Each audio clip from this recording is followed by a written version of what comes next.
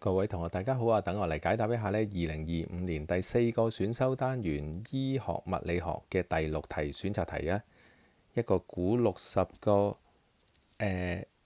伽馬鉛啊，1個 MeV 在鉛嘅半直厚度12.5個 mm 啦。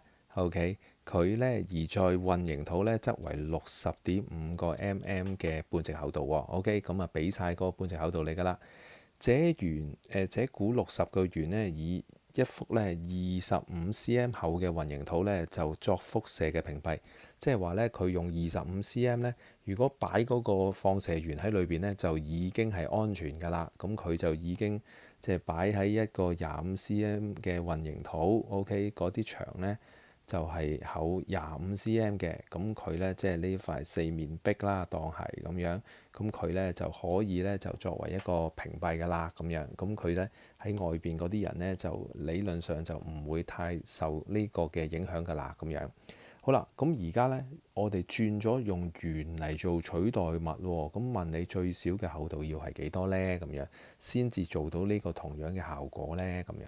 好，咁呢題呢都唔難嘅，我哋只需要呢知道一條公式呢，就係半直厚度其實就係等同於 log 2 over 翻嗰個嘅衰減係數。OK，咁我哋攞住呢條公式呢，係做兩件事啦。第一件事就係揾咗嗰個嘅μ先，即係揾咗嗰個鉛嘅μ先。好，鉛嘅μ係點揾呢？咁樣就係將嗰個嘅 log 2啦 over 翻佢嗰個嘅半直厚度，咁即係呢12.5呢。我哋因為一次過將佢乘翻變翻做米嚟做單位嘅。OK， 好，咁你得出嚟呢，呢一個呢係佢嘅55.45呢，就會係鉛嘅一個嘅衰減係數嚟嘅。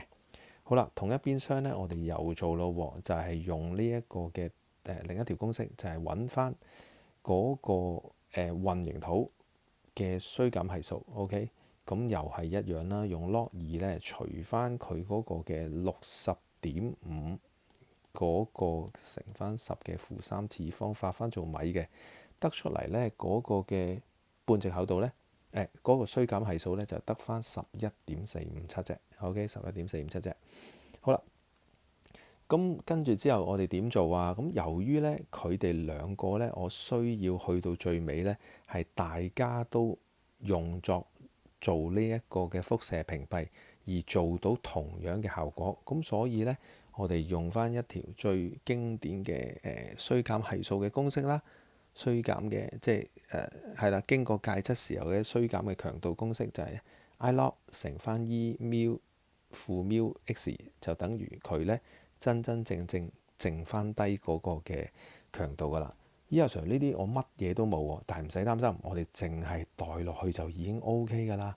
好啦，咁呢，我哋首先代咗鉛先，鉛呢就係代翻負55.45 OK。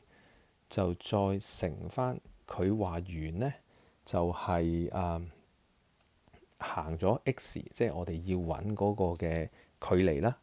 呢個呢，就係鉛嘅部分。OK，鉛嘅部分就係得到嗰個嘅強度啦。好啦，咁而另一邊廂呢，就係混凝土嘅部分啦。混凝土嘅部分呢，亦都係咁做。OK，咁啊 I log E 負 μ x 啦。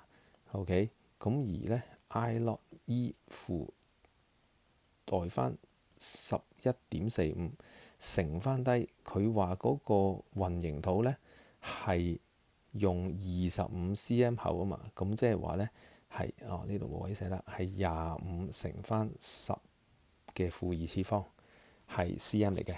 OK， 好啦，咁由於呢兩個我都想做到同樣嘅效果嘛，所以呢，佢哋最尾嗰個嘅強度咪一模一樣咯。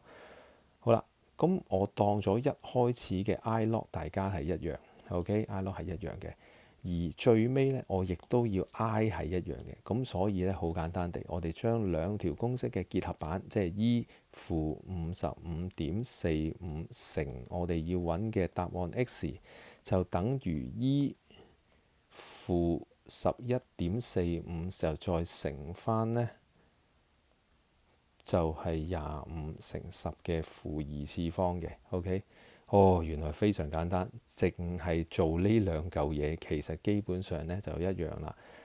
一個乘一個除，揾到嗰個 x 呢，其實就係11.45呢，乘翻低25乘10嘅負二次方，就再除翻55.45呢，就已經係答案㗎啦。OK，好，你會揾到呢係用米嚟做單位嗰個呢係0.0518嘅0.0518嘅，所以呢答案就係5.2 cm。